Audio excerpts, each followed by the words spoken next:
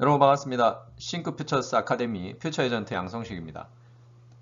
오늘 강의는 트렌드에도 등급이 있다. 갑 중에 갑, 메가 트렌드라는 주제로 함께 공부해 보도록 하겠습니다. 먼저 메가 트렌드란 무엇인가? 제가 메가 트렌드란 말을 처음 접한 건 고등학교 2학년 때였습니다. 고등학교 2학년 때 저희 영어 선생님이 여기 보이는 메가 트렌드 2000이라는 미국의 미래학자 존 나이스비트가 쓴 책을 저희들한테 소개를 해주셨어요. 저희가 이제 고3 올라가기 전이었기 때문에 뭐 이런 책들을 많이 읽을 시간은 없었는데 영어 선생님이 이 책을 보여주시면서 수능 공부도 중요하지만 이런 책을 한번 꼭 읽어봐라 하시면서 미래에 대해서 관심을 가져야 된다는 얘기를 하셨어요. 저도 그때 맨 뒷자리에 앉아서 이 책에 대해서 제목을 듣고 90년대였으니까 2000년대가 오긴 오나? 라는 생각을 하고 있을 때였는데 어쨌든 이 단어가 저는 되게 인상 깊었어요. 메가 트렌드. 물론 그때 읽어보진 못했죠. 왜냐면 뭐 고3 올라가고 바빴으니까 공부한다고. 그러다가 이제 나중에 대학을 가서 이게 생각이 났어요. 그래서 나중에 이제 이 존 나이스비트라는 분이 쓴 책들을 하나씩 제가 이제 읽기 시작했는데 어쨌든 제가 처음 고등학교 때 이 말을 접하고 머릿속에 어쨌든 계속 관심을 가지고 있었고 나중에는 결국 이 메가 트렌드와 관련된 책들도 보고 이게 어떤 개념인지를 저도 알게 됐습니다. 그래서 메가 트렌드란 말은 흔히 우리나라에서는 그냥 뭐 대세, 그러니까 뭐 각 영역에서 뭐 이제 예를 들면 패션 산업에서도 메가 트렌드란 말을 쓰고 뭐 유통에서도 메가 트렌드란 말을 쓰면서 소비 트렌드에다가 이 메가 트렌드란 말을 붙이기도 해요. 근데 실제로 이제 이 메가 트렌드란 말은 의미가 있는 겁니다. 개념이 있는 거고 이분이 이제 예전에 1980년대 쓴 책에서 현대 사회에서 일어나고 있는 거대한 시대적 조류를 뜻하는 말로 사용하기 시작했어요. 그래서 단순히 소비 트렌드 뭐 이런 개념이 아니라 이 시대를 이끌고 가는 어떤 동력이죠. 그러니까 지금 현재 이 시대를 이끌고 가는 큰 흐름, 시대적 조류. 제가 그 전에 강의에서도 우리가 시대의 흐름을 읽어야 된다 이런 얘기 말씀드렸잖아요. 그죠? 시대의 흐름. 그래서 이게 단순히 그냥 소비 트렌드, 뭐 유행 이런 걸 얘기하는 게 아니라는 거. 이제 그런 데다가 메가 트렌드란 말을 붙이는 건 아니라는 거를 먼저 여러분한테 말씀드리겠습니다. 그리고 이제 조금 뭐 관심 있으신 분들은 나중에 이 존 나이스비트가 쓴 책들을 한번 읽어보세요. 이분이 이제 메가 트렌드란 말을 먼저 창시하신 분이고 뭐 관련된 책들이 있으니까 참고로 하시면 도움이 될 겁니다. 자, 그러면 메가 트렌드라는 거는 다른 트렌드랑 어떻게 구분이 되는가? 사실 이 자료는 뭐 어디서 제가 가져온 게 아니라 제가 정리를 한 거예요. 제가 20년 가까이 트렌드에 대한 공부 그리고 미래학 공부를 하면서 이 트렌드라는 개념을 제가 스스로 정의를 내리고 정리를 한 건데 사실 트렌드와 관련된 용어들은 참 많습니다. 그래서 제가 여러 가지 그 용어들을 보다 보니까 좀 어느 정도 등급이 있는 것 같아서 트렌드에도 등급이 있고 큰 트렌드가 있고 작은 트렌드들이 나오는 게 제가 느껴져서 그래서 이제 그 중에 가장 등급이 높은 트렌드가 뭐냐? 그러니까 어떻게 보면 가장 이제 우리가 반드시 이해해야 되고 이제 제일 이제 어떻게 보면 중요한 트렌드죠. 그게 이제 메가 트렌드라고 저는 이제 생각합니다. 근데 이제 메가 트렌드도 그럼 중요하지만 그 메가 트렌드 말고 또 다른 트렌드도 우리가 개념을 알아야 이 등급이 왜 나뉘는지를 알 수 있겠죠. 그래서 일단 용어들을 먼저 한번 살펴볼게요. 이 패드라는 용어는 흔히 우리가 이제 그 트렌드 관련된 그 용어들 중에서 가장 짧은 기간, 그러니까 잠깐 일어났다가 사라지는 그런 일시적 유행을 주로 이제 우리가 패드라 그럽니다. 그래서 이 패드의 약자가 어떤 뭐 말의 약자냐면 바로 for a day의 약자예요. 그만큼 하루 동안 잠깐 바짝 했다가 사라진다. 뭐 그 정도로 빨리 사라진다는 거죠. 그래서 이제 이 일시적 유행을 패드라 그러고 뭐 유행과 패드를 동일시하는 사람들도 있습니다. 이게 뭐 큰 차이가 없다 이렇게 보는 사람도 있고 그래도 이제 우리가 흔히 유행이란 말을 많이 쓰니까 이걸 좀 구분을 한다면 패드는 일시적 유행 그리고 유행은 그래도 조금 어느 정도 기간을 두고 가는데 중요한 거는 여러분 이 패션 그러니까 우리가 흔히 영어로 패션이 바로 유행이라는 뜻이에요. 유행. 근데 이 유행이라는 거는 한 사회의 어느 시점에서 특정 생각, 표현 방식, 제품 등이 그 사회에 침투, 확산해 나가는 과정에 있는 상태. 그러니까 이게 뭐 유행한다 이 말이 이제 여러 사람들한테 그 어떤 상품이나 생각이나 이런 표현의 방식이 침투되고 확산되어 간다. 이제 그걸 이제 유행한다 이렇게 얘기하죠. 유행한다. 그래서 이제 유행이라는 건 여러 가지가 있을 겁니다. 유행하는 음악, 유행하는 상품, 유행하는 뭐죠? 유행어 뭐 이런 것도 있고. 근데 그런 것들이 대부분 그 시대의 어떤 시점에 사회의 어떤 변화 상황이나 이런 것들을 반영해서 나오죠. 반영해서. 그러니까 유행도 결국은 그 어떤 더 큰 흐름들에 의해서 어떤 상품으로, 그 다음에 어떤 표현 방식으로. 근데 이게 이제 대부분 흔히 이제 우리가 상품이라고 봐야 되죠. 그러니까 음악, 그 다음에 뭐 음식, 그 다음에 패션, 드라마, 뭐 책, 이런 것들이 이제 대부분 이렇게 유행을 우리가 퍼뜨리는 수단인데, 뭐 이런 것들은 거의 다 이제 상품이에요, 상품. 어쨌든 이건 상품이라는 거죠. 그래서 상품으로 사람들에게 퍼져나가는 거죠. 근데 이제 그 안에는 어쨌든 시대의 흐름과 사람들의 어떤 생각과 변화하는 어떤 욕구 이런 것들이 다 반영이 되어 있다는 거죠. 그래서 일단 유행은 이런 상품으로 퍼져나간다. 근데 이제 상품은 나중에 이제 얘기를 하겠지만 오래 가질 않습니다. 이게 금방금방 상품이 변해요. 이제 그렇다고 해서 시대의 흐름이 변하는 게 아니라 상품이 비슷한 상품인데 둔갑을 하는 거죠. 그러니까 시대의 흐름은 그대로 있는데 유행이라는 거, 이 상품이라는 거는 계속 뭐죠? 비슷한 걸 가지고 조금씩 조금씩 바꿔서 계속 반복해서 눈에 보여요. 그러니까 이게 뭐 디자인을 바꾼다든지 뭐 이름을 바꾼다든지 아니면 뭐 조금 또 다르게 표현을 한다든지 그래서 이게 상품은 어차피 계속 팔아야 되기 때문에 똑같은 상품을 팔지 못하기 때문에 계속 조금씩 조금씩 변하고 우리가 이제 새로운 것처럼 느껴지는 거죠. 그런데 어쨌든 그 상품에 반영되는 시대의 흐름은 크게 변하지 않는 이상은 계속 똑같이 반영이 된다는 겁니다. 그리고 이런 유행과 패드를 움직이는 어떤 트렌드죠. 그걸 이제 흔히 우리가 이제 소비 트렌드라고 하잖아요. 그래서 어떻게 보면 일반적으로 우리가 트렌드라고 하는 얘기는 거의 다 이제 소비 트렌드를 얘기하는 거예요. 여러분이 이제 생각하는 트렌드는. 그러니까 예를 들면 뭐 우리가 뭐 소확행, 제가 이제 얼마 전에 다른 강의에서 이제 트렌드 코리아 키워드들 얘기했죠. 근데 이런 건 다 뭐 소비 트렌드입니다. 소비 트렌드. 그 다음에 뭐 욜로 이런 거 있지 않습니까? 그러니까 이런 트렌드 키워드죠. 트렌드 키워드가 반영된 상품들이 나오는 거예요. 근데 그 중에 조금 오래가는 유행이 있고 일시적인 유행이 있고 뭐 이렇게 나뉘는 거죠. 근데 뭐 조금 성공하는 상품은 오래 갈 거고요. 그게 이제 유행으로 가는 거고. 근데 일시적인 유행으로 그냥 끝나는 것도 있을 거고. 근데 어쨌든 이런 것들은 바로 이 소비 트렌드죠. 소비 트렌드의 영향을 받습니다.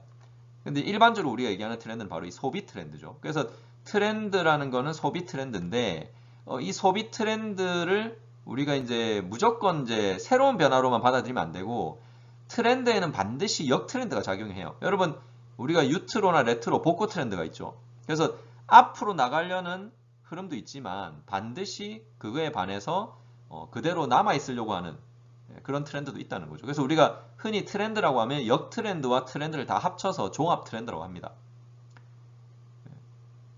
그리고 제가 여러분 지금 이걸 구분하기 위해서 이렇게 표현한 거지 패드나 유행도 트렌드죠. 어떤 새로운 방향이죠. 새로운 어떤 흐름이죠. 근데 좀 구분을 하기 위해서 이렇게 말을 구분해 놓은 거예요. 그러니까 패드와 유행도 트렌드의 일종인데 우리가 흔히 말하는 트렌드란 말은 이제 소비 트렌드를 얘기하는 거고 그리고 그런 트렌드에는 반드시 또 역 트렌드가 있고 그렇죠? 자, 그리고 이런 일반적인 대중화되는 이 소비 트렌드가 오기 전에 우리가 일어나는 트렌드를 흔히 마이크로 트렌드라고 합니다. 그러니까 마이크로 트렌드라는 거는 아직 대중화되지 않은 트렌드죠. 그러니까 대중화되지 않고 소수가 이끌고 가는 트렌드예요. 그래서 여기 보면 인구의 1% 정도에 의해서 이끌려가는 작은 트렌드 이렇게 돼 있죠. 그래서 소수의 열정적 집단이 동조하는 작은 변화. 그러니까 아직은 많은 사람들이 따라가는 트렌드가 아니라 대중적인 게 아니라 소수가 이끌고 가죠. 그 소수가 먼저 주도하는 트렌드예요. 그러니까 소수가 뭔가 새로운 걸 먼저 뭐죠? 해보고 사보고 뭐죠? 이걸 내가 외국에서 예를 들면 어떤 게 있으면 먼저 내가 그걸 변화를 먼저 주도해보는 거죠. 근데 여러분 이 새로운 마이크로 트렌드 어쨌든 새로운 거죠. 남들이 안 하는 새로운 건데 이 1%라는 말에는 어떤 게 포함되어 있냐면 바로 어떻게 보면 조금 어느 정도 부를 가지고 있는 사람들. 그러니까 이게 1%라는 말에는 소득을 어느 정도 그래도 고소득을 가지고 있는 사람들이죠. 왜냐하면 새로운 걸 추구하는 거는 어쨌든 다 돈이 들어갑니다. 그러니까 남들보다 먼저 새로운 걸 해본다는 거는 그게 상품을 써보는 거든 여행을 가는 거든 먹는 거를 해보는 거든 뭐 투자를 하는 거든 내가 남들이 안 할 때 먼저 뭔가를 해본다는 건요 돈이 필요해요. 그래서 이 마이크로 트렌드를 주도하는 사람들의 대부분은 부유층일 가능성이 높아요. 그 다음에 우리나라는 트렌드가 사실 어쨌든 선진국의 트렌드를 많이 반영하고 따라가는 경우가 많기 때문에 어쨌든 해외 경험이나 해외 어떤 정보를 빨리빨리 얻을 수 있는 사람들은 뭐 아무래도 이런 부유층이나 이런 그 소득이 좀 있는 사람들이 그걸 빨리 접할 가능성이 높죠. 뭐 모든 사람이 그렇다는 게 아니라 그래도 어느 정도 이런 분들이 그런 걸 먼저 추구한다는 겁니다.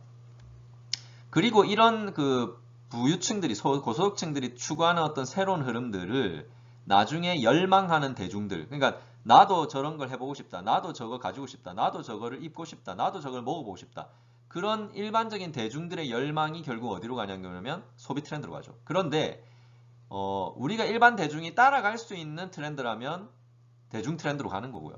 근데 우리가 따라가기 힘든 진짜 너무 뭐죠?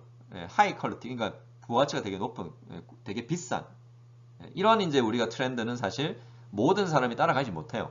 이제 그러다 보면 이들이 추구하는 것 중에 열망하는 게 있으면 그걸 저렴하게 만들어내죠. 그러니까 어떻게든 좀 저렴하게. 그러니까 우리가 예를 들면요, 여러분. 마카롱이라는 디저트가 처음에는 당연히 어디서 많이 팔렸던 거냐면 뭐 고급 그죠? 쇼핑가 아니면은 백화점 지하 이런 데서 이제 우리가 팔리던 고급 디저트예요. 근데 지금은 여러분 마카롱이 뭐 1,000원짜리도 있고 1,500원짜리도 있고 저렴하게도 많이 나오죠. 근데 여러분 마카롱이 그렇게 대중화된 트렌드로 갈 수 있는 거는 뭐 사실 그거는 먹는 거니까 뭐 비싸봐야 하나에 뭐 5,000원, 만 원이라고 해도 사실은 조금만 내가 뭐 아끼면 충분히 따라갈 수 있어요. 그리고 그거는 먹는 거니까 뭐 재료를 좀 뭐죠? 저렴한 걸 쓰면 충분히 저렴하게 나올 수 있고. 그러니까 이런 것들은 대중화된 트렌드로 가죠. 근데 이제 그렇지 못하는 트렌드도 있어요. 그러니까 마이크로 트렌드가 대중으로 가지 못하는 트렌드도 있죠. 그래서 이제 그거를 좀 구분할 수 있어야 되고. 근데 어쨌든 이런 마이크로 트렌드를 보면서 이게 대중화 되겠다라고 생각되는 트렌드를 빨리 캐치하고 그거를 빨리 예측하는 사람들이 그거와 관련된 상품, 사업, 그죠? 기획을 해내는 거예요. 근데 그러려면 당연히 이제 이 1%들이 뭘 하는지를 잘 지켜봐야 되겠죠. 그리고 이제 뭐 예를 들면 여러분 우리가 뭐 인플루언서나 이런 사람들도 그 사람들이 뭐 진짜 뭐 엄청나게 이런 뭐 공부를 열심히 해서 트렌드를 따라가기보다는 사실은 그런 사람들을 보면은 이런 마이크로 트렌드를 잘 캐치해요. 그러니까 먹는 거나 패션이나 그다음에 또 뭐 상품이나 뭐 이런 것들을 이제 그런 사람들이 하는 걸 잘 캐치해서 자기들이 그걸 먼저 또 체험하고 빨리 그걸 대중들에게 알리는 그런 역할을 하는 거죠.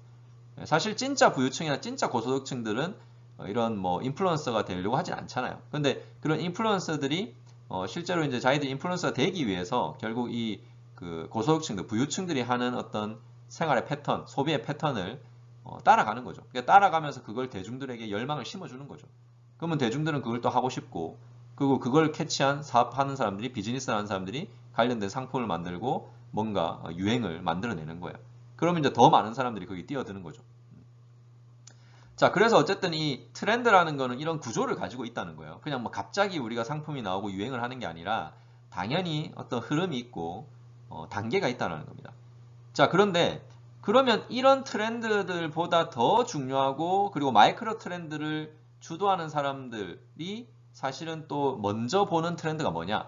또 먼저 이거를 느낄 수 있는 가능성이 높은 이유가 뭐냐? 바로 이 메가 트렌드라는 건데요. 여러분 메가 트렌드는 앞에서도 얘기했지만 시대를 이끌고 가는 어떤 새로운 시대적 조류, 시대의 흐름이에요. 시대의 흐름.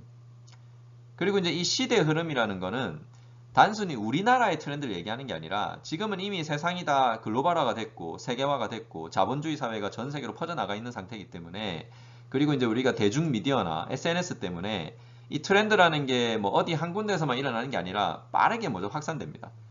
그리고 어차피 동조화하기 때문에 메가 트렌드라는 거는 많은 나라에 다 영향을 주고 그리고 모든 영역에 영향을 주고 그리고 최대한 10년 이상 오래가는 되게 오래가는 장기적으로 가는 트렌드를 얘기해요. 근데 이 메가 트렌드를 어쨌든 조금 더 빨리 인지하고 하려면 뭐 이제 국내만 보는 사람보다는 글로벌하게 시대를 보는 사람과 그리고 또 여러 가지 어떤 경제나 기술이나 인구나 뭐 어떤 정치나 이런 큰 흐름들을 공부하면서 정보를 획득하고 지식을 섭취하는 이런 분들이 이 메가 트렌드를 빨리 느낄 가능성이 높거든요. 그래서 아까 제가 이 마이크로 트렌드라는 거는 결국은 이 메가 트렌드의 흐름 속에서 나오는 시대적인 새로운 흐름에서 나오는 새로운 변화들, 새로운 상품들, 그리고 어떤 뭐 기술들, 뭐 이런 것들을 남들보다 먼저 체험해보고 먼저 그거를 주도해보는 사람들이잖아요. 근데 이런 새로운 변화나 새로운 상품이 나오는 이유도 결국은 이 글로벌한 시대적 흐름인 메가 트렌드의 영향을 받습니다.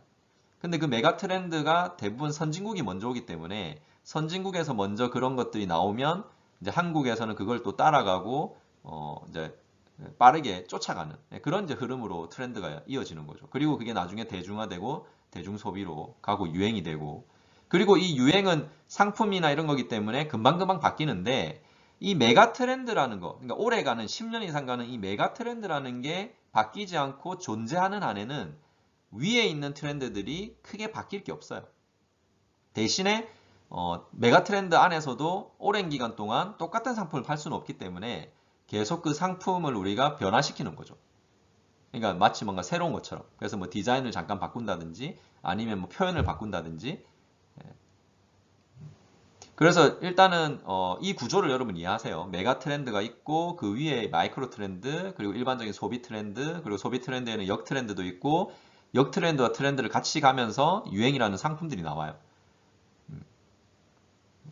그리고 여기 맨 밑에 있는 메타 트렌드라는 단어도 있는데 이건 참고하시라고 넣어놨지만 요거는 이제 뭐 자연 생태계처럼 트렌드가 자주 바뀌는 게 아니라 엄청 진짜 어쩌다 한번 바뀌는 아주 큰 주기에, 그러니까 트렌드에는 주기가 있거든요. 근데 이 빙하기나 뭐 간빙기나 이런 것처럼 우리가 이제 그 생태계에서 오는 그런 큰 뭐죠 트렌드, 그러니까 주기가 되게 긴 트렌드는 자주 오지 않습니다. 그러니까 자주 오지 않기 때문에 뭐 그런 거는 여러분이 크게 신경 쓸 필요는 없고요. 대신에 이제 이 메가 트렌드라는 거는 장기적이긴 하지만 또 이제 새로운 메가 트렌드가 나올 수도 있고, 그리고 이제 뭐 10년, 20년, 50년 이상 되면은 또 그 메가 트렌드가 이제 바뀔 수도 있고. 근데 어쨌든 트렌드는 주기가 있고 그 주기에 따라서 주기가 기냐, 주기가 짧으냐, 그런 차이가 좀 있습니다. 자, 그래서 이 메가 트렌드라는 거 여러분이 좀 이해를 하시면 좋겠습니다. 자, 그리고 이 메가 트렌드를 공부해야 되는 이유를 제가 이 나무를 가지고 한번 설명해 볼게요. 그러니까 여러분이 왜 메가 트렌드를, 그러니까 다른 트렌드들도 우리가 뭐 당연히 트렌드 리딩을 하는 게 좋지만 뭐 당연히 전체를 다 봐야 됩니다. 봐야 되는데 왜 메가 트렌드를 알아야 다른 트렌드를 이해할 수 있느냐 이거죠. 제가 그 전에 다른 강의에서도 계속 얘기했지만 눈에 보이는 현상만 보면은, 본질을 모른 채 현상만 보면은 미래를 예측하기가 어렵습니다. 왜냐하면 현상만 쫓아갈 뿐이지 내가 스스로 어떤 맥락을 모르기 때문에 이게 왜 일어나는지 맥락을 모르면 내가 스스로 미래를 바라보고 질문을 할 수가 없어요. 그러다 보면 계속 다른 사람이 하는 걸 쫓아갈 수밖에 없어요. 따라갈 수밖에 없고. 그러니까 한국이란 나라가 왜 아직도 사실은 뭔가 선진국보다 먼저 우리가 뭔가를 만들어내고 뭔가 유행을 먼저 선도하고 주도하지 못하냐면 사실은 이제 우리가 그 맥락을 보려는 노력보다는 선진국이 뭐 하는지, 그죠? 그 다음에 뭐 글로벌 기업이 뭐 하는지, 그리고 글로벌 국가들이 어떤 걸 연구하는지, 항상 뭔가 보고 따라하려고 해요.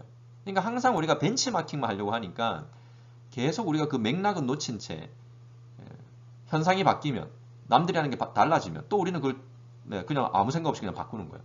따라가는 거예요. 그냥 쫓아가는 거예요. 근데 그렇게 하면 우리나라 성격상 빨리빨리는 하니까 빨리빨리 잘하니까 뭔가 좀 빨리빨리 쫓아가면 어우 잘하네. 계속 또 거기서 또 빠르게 이렇게 쫓아가가지고 수익도 내고 부도 창출하고 하면은 뭔가 괜찮네. 우리도 잘하네. 이렇게 생각할 수 있지만 앞으로 이제 이게 변화가 점점 빨라지고 어쨌든 이 메가 트렌드가 뭐 또 세상을 움직이는 큰 흐름으로 계속 새로운 메가 트렌드들이 나오다 보면 그 메가 트렌드를 빨리 이해하지 못하면 계속 격차가 벌어질 수밖에 없어요. 격차가 벌어지면 이제 나중에 따라갈 수가 없는 거죠. 그리고 맥락을 모른 채 현상만 따라가게 되면 우리는 그 다음을 못 봐요. 그 다음을 못 보니까 어떻게 됩니까? 또 우리는 계속 현상에 머물러 있다고, 현상에 뭐죠? 집중돼서 묶여 있다가 선진국이 먼저 앞을 내다보면서 뭔가를 새롭게 또 바꾸면 또 우리 또 그냥 거기 따라가는 거예요. 근데 그렇게 해가지고는 사실 뭐 앞으로는 대한민국이 큰 부를 창출하기가 어렵습니다. 그리고 뭐 새로운 기업, 새로운 상품, 새로운 기술 이런 걸 먼저 우리가 만들어내기는 어렵죠. 자, 그래서 이 나무를 보면 그걸 이해할 수 있는데 여러분 여기 열매가 가득 열린 사과나무가 있습니다. 여러분 혹시 여러분한테 제가 이 나무를 가져가세요 라고 하면 여러분은 어떤 부분을 가져가겠습니까? 그러니까 이 나무를 뭐 뿌리채 뽑아가든지 뭐 열매만 뜯어가든지 뭐 너희 가고 싶은데 가져가라 이렇게 하면 어떻게 하시겠습니까? 아마 대부분의 사람들은 당장 먹을 수 있는 달콤한 열매죠. 이걸 뭐 내다 팔면 돈도 되고. 그러니까 당장이 보이는 이 열매를 가져가려고 하는 사람이 더 많을 거예요. 그런데 여러분, 이 열매를 가져가면 잠깐 내가 행복할 수는 있죠. 달콤하니까 먹고, 아니면 팔고 해서 돈을 벌 수는 있고, 아니면 맛있게 먹을 수 있고, 배는 부를 수 있는데, 현명한 사람이라면, 내가 뭐, 그러니까, 물론 이거는 이제 여러 가지 생각해 봐야 되지만, 어쨌든 내가 뭐 땅이 있고 현명한 사람이라면, 이 열매를 가져가기 전보다는 저는 뿌리채 나무를 가져가겠어요. 그러니까 열매는 딴 사람들 다 가져가기 놔두고, 나는 이 뿌리채 나무를 가져가서 앞마당에 심겠습니다. 그러면 여러분, 이 나무가 계속 뭘 해주겠습니까? 아마 매년 이 사과를 제공해 줄 거예요. 결국은 열매가 열리는 거는 가지도 있어야 되고 기둥도 있어야 되지만 뿌리가 있어야 돼요. 그래서 뿌리가 없으면 지속적인 부를 창출을 못하죠. 근데 사람들은 이 뿌리를 모른 채 사과만 가져가니까 잠깐의 어떤 이득과 잠깐의 어떤 배부름을 얻을 수 있겠죠. 그리고 여러분, 뿌리가 바뀌지 않는 한은, 뿌리가 사과나무 뿌리면 사과가 나올 수밖에 없어요. 트렌드도 그런 거예요. 트렌드도 큰 흐름이 중요한 받침 역할을 하는 이 트렌드, 메가 트렌드가 바뀌지 않으면 열리는 거는 크게 달라질 게 없어요. 대신에 색깔은 좀 다르죠. 모양은 좀 다르죠. 맛은 좀 다르죠. 돈이 되는 사과, 돈이 안 되는 사과 좀 다르죠. 하지만 어쨌든 결국 사과가 열리는 거예요. 그걸 우리가 이해해야 된다는 거죠. 그래서 여러분이 세상을 바라보더라도 변화의 흐름을 보더라도 트렌드를 읽더라도 뿌리에 해당하는 트렌드를 읽어야 눈에 보이는 트렌드도 이해가 되고 그리고 앞으로 어떤 트렌드가 일어날지도 조금 내가 예측도 가능하고 그래서 여러분 메가 트렌드가 중요하다는 겁니다. 자, 그러면 제가 지난번에 그 앞에서 이제 트렌드 코리아 키워드 말씀드렸지만 이게 이제 충분히 이해가 되실 거예요. 여러분 결국은 소비 트렌드는 계속 겉모습만 둔갑한다고 제가 말씀드렸죠. 마케팅이나 뭐 이런 것들. 근데 여기 보시면 2018년도에 트렌드 코리아의 키워드들이죠.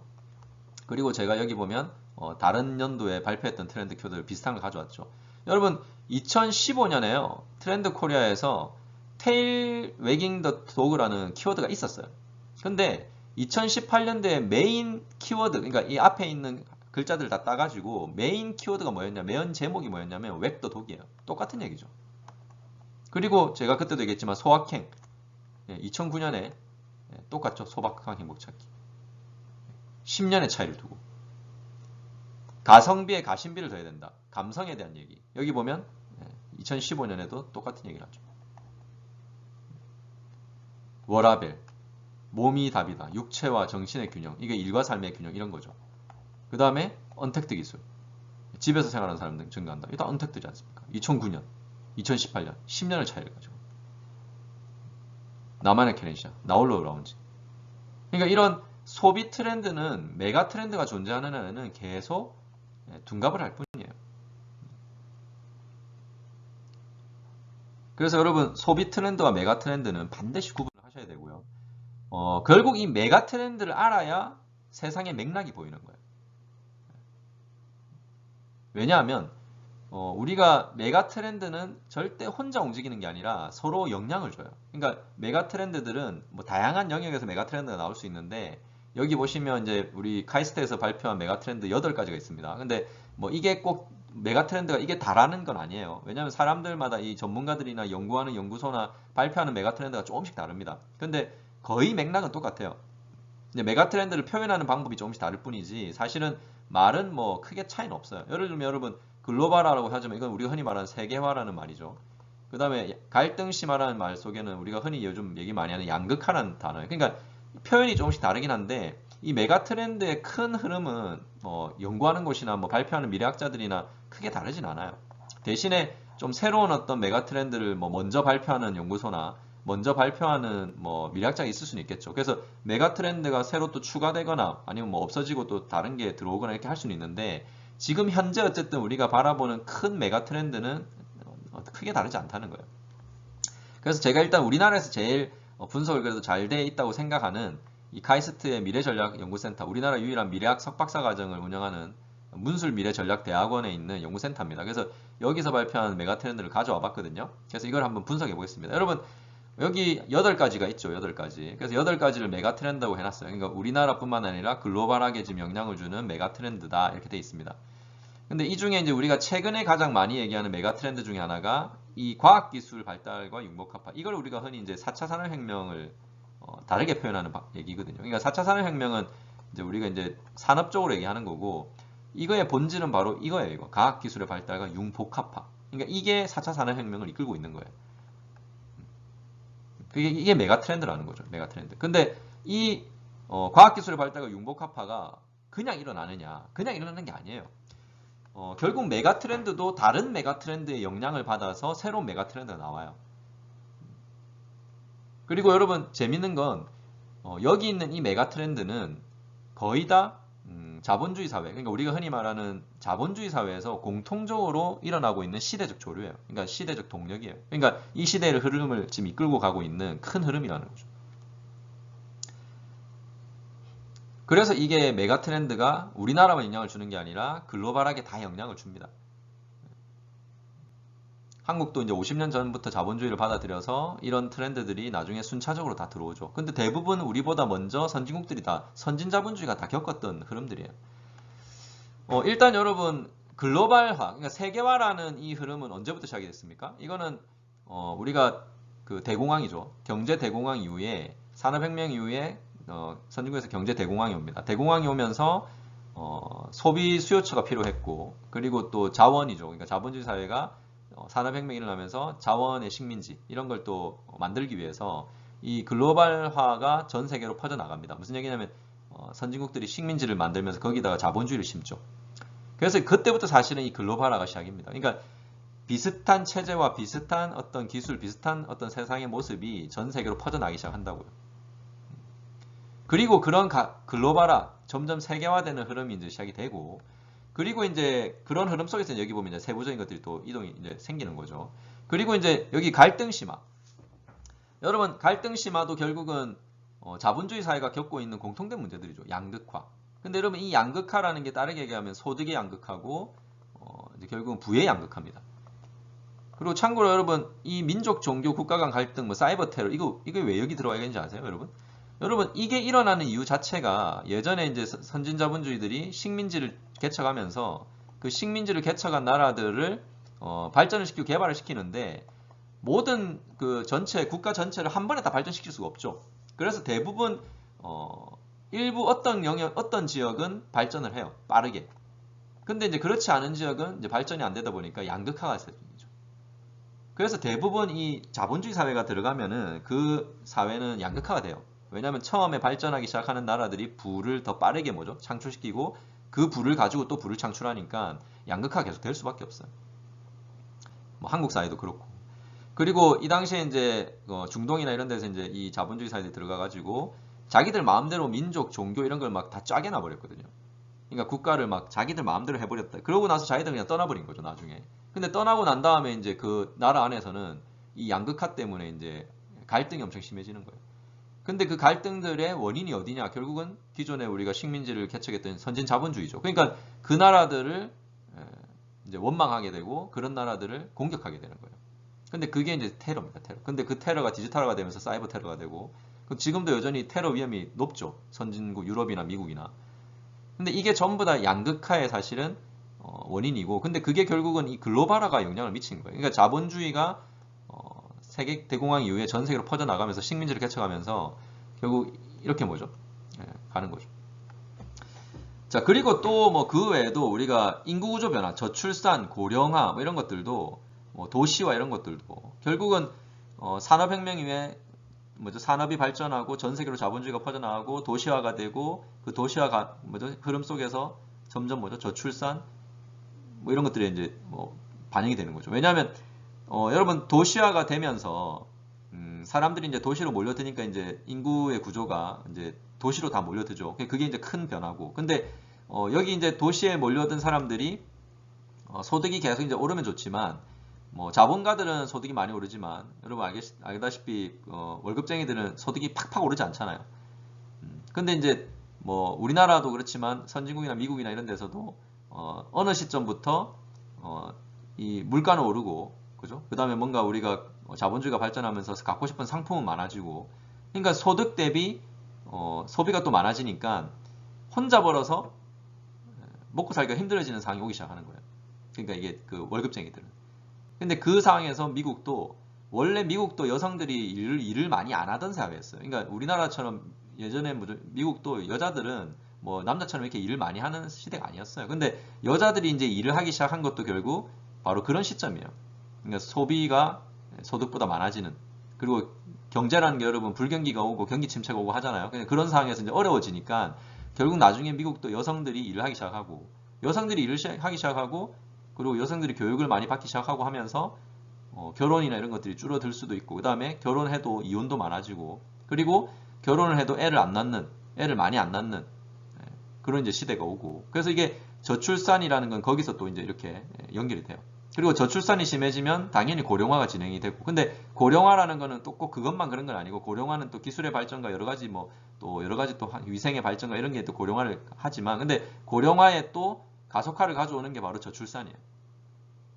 그리고 이런 또 흐름에서 뭐 1인 가구라든지 또 여러 가지 또 새로운 가족의 개념들이 막 나오죠. 그래서 이게 인구 구조의 변화도 궁극적으로 어쨌든 이 자본주의 사회가 발전하는 과정에서 이렇게 다 나타나는 거예요. 그리고 글로벌화 가는 과정에서 다문화라는 흐름도 전 세계로 퍼져나가고, 그리고 여러분 이 다문화에는 단순히 외국인들에 대한 얘기만 있는 게 아니라, 여기 보면 여성의 지위의 향상이라고 나와 있죠. 그러니까 이걸 흔히 우리가 여성화라고 합니다. 그래서 이 다문화라는 말에는 남성 중심의 남성 우월 세상에서 최근에 여성들이 점점 어떤 그 지위도 높아지고, 그 다음에 여성들의 어떤 교육 수준도 높고, 그리고 여성들이 어떤 사회적 지위가 높아지고 하는 것들도 여성화라는 이 새로운 트렌드거든요. 근데 여성화라는 거는 결국 남성 중심의 세상에서 여성이 들어오면서 다양화되는 거예요. 세상이 점점 다양성이 커지는 거죠. 그래서 이게 다문화라는 거는 외국인이 들어와서 다양해지는 것도 있지만, 여성들의 힘이 커지면서 다양화되는 것도 있어요. 그래서 이게 메가 트렌드라는 거예요. 근데 이런 것도 결국 다 뭐 앞에서 얘기했듯이 이런 흐름 속에서, 그러니까 자본주의 사회가 산업이 발전하고 기술이 발전하고 전 세계로 퍼져나가면서 많은 국가들이 공통적으로 계속 이렇게 나타나는 현상들이에요. 그리고 결국 에너지 자원 고갈, 기후 변화, 환경 오염, 그리고 이제 중국의 부상까지. 여러분 산업이 발전하고 자본주의가 퍼져나가면서 우리가 이 에너지 고갈과 기후 변화와 환경 문제는 당연히 이제 왔다고 이제 보시면 되겠죠. 그리고 중국의 부상이 여기 왜 들어가 있느냐? 그러니까 중국의 부상이 왜 메가 트렌드냐? 여러분 중국은 원래 시장 경제가 아니었는데 어느 시점부터 시장 경제가 들어오고, 자기들은 자본주의가 아니라고 하지만 뭐 자본주의라고 봐야죠. 근데 자본주의 사회로 들어오면서 이 중국이 생산을 엄청나게 많이 하고 부를 창출하면서 결국은 지금 G2가 돼버렸어요.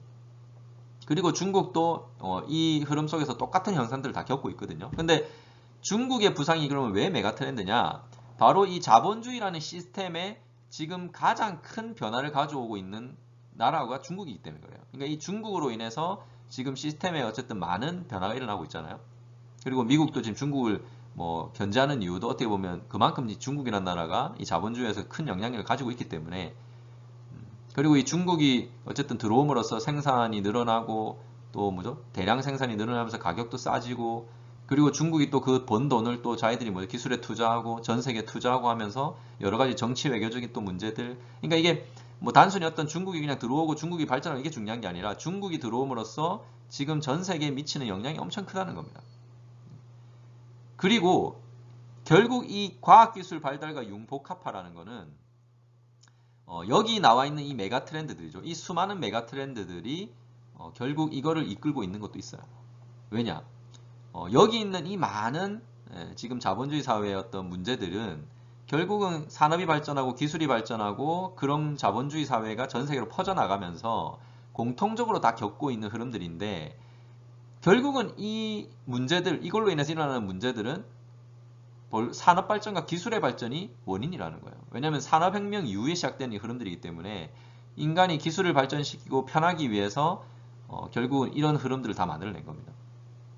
물론 선진 자본주의가 편하기 위해서 전 세계 식민지를 만들고 한 것부터 시작해서, 그러니까 결국은 기술이 발전하고 산업이 발전하면서 인간이 자기가 편하기 위해서 취했던 행동들이, 취했던 의사결정들이 결국은 지금 현재 전 세계로 이렇게 만들어버린 거예요.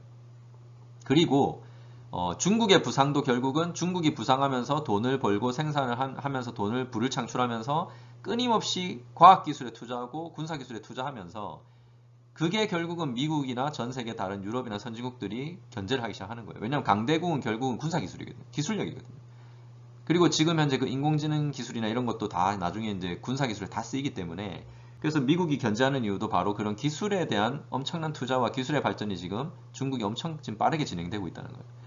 그러니까 당연히 다른 나라들도 그렇게 안 할 수가 없죠. 그러니까 단순히 기술 발전이 뭐 다른 이런 환경 문제 뭐 이런 것도 있지만 여러 가지를 다 포함해서 모든 것들이 지금 기술을 발전시키도록 계속 추구하고 이게 계속 압박을 넣고 있는 거예요. 그래서 과학기술은 계속 발전할 수밖에 없는 거예요.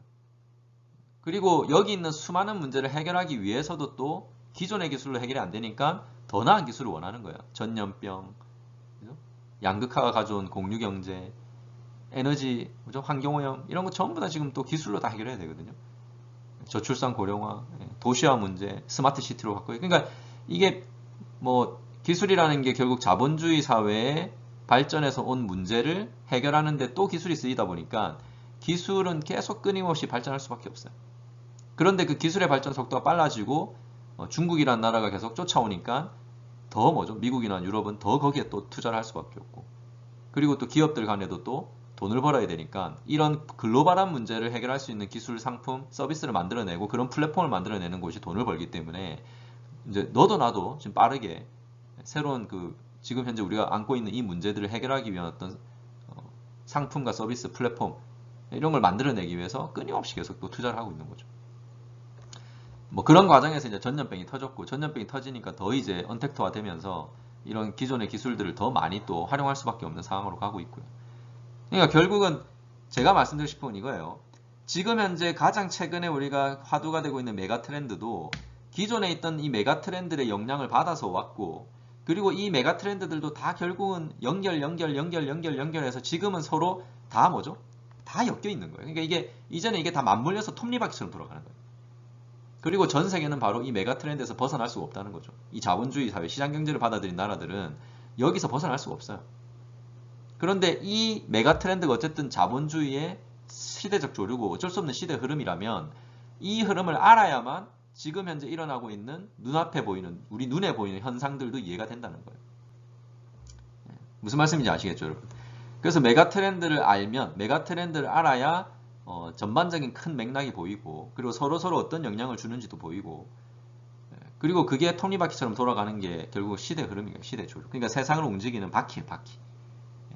근데 이 메가 트렌드는 모른 채 유행만 쫓아가고 소비만 따라가고 눈에 보이는 것만 보다 보면 결국은 우리가 먼저 미래를 예측하기 어려워요. 그래서 이걸 알고 있어야만 이런 게 지금 중요하고 어쨌든 지금 일어나는 현상들도 이런 흐름 때문에 일어나는구나. 그러면 결국 이 메가 트렌드를 생각하면서 우리가 먼저 유행을 만들고 상품을 만들고 현상을 만들고 기술을 만들고 그러면 당연히 우리가 글로벌 부를 먹는 거예요. 근데 그러지 못하면 우리는 계속 선진국이 만들어낸 걸 계속 갖다 써야 되는 거죠. 갖다 써야 돼요.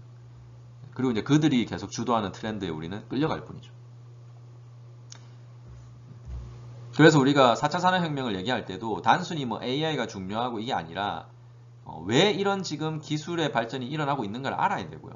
그리고 그걸로 인해서 우리가 뭘 해결해야 되는지를 알아야 된다는 거죠. 그러니까 결국은 메가 트렌드 전체를 엮어서 생각해야 된다는 거예요. 엮어서. 자, 그래서 이제 정리를 하면요. 메가 트렌드는 어쨌든 새로운 세상의 흐름을 읽기 위해서 반드시 알아야 되는 트렌드 중에 트렌드고 트렌드 중에 뿌리에 해당하고 그리고 트렌드 세상의 블록버스터고 트렌드 세계에서 갑 중에 갑이다. 그리고 메가 트렌드는 장기적이고 오래가고 그러니까 뭐 유행처럼 잠깐 왔다 가는 게 아니고요. 그리고 포괄적입니다. 메가 트렌드는 모든 여러 개 다 영향을 줘요. 고령화나 이런 것도 어느 한 산업에 영향을 주는 게 아니라 다 영향을 주죠. 그리고 뭐 4차 산업혁명도 그렇고 전염병도 지금 그렇고 그러니까 이 메가 트렌드라는 거는 결국 모든 이들에게 다 영향을 주기 때문에 다 알아야 되는 거예요. 다 공부를 해야 되는 거예요. 그 다음에 이거는 글로벌적으로 옵니다.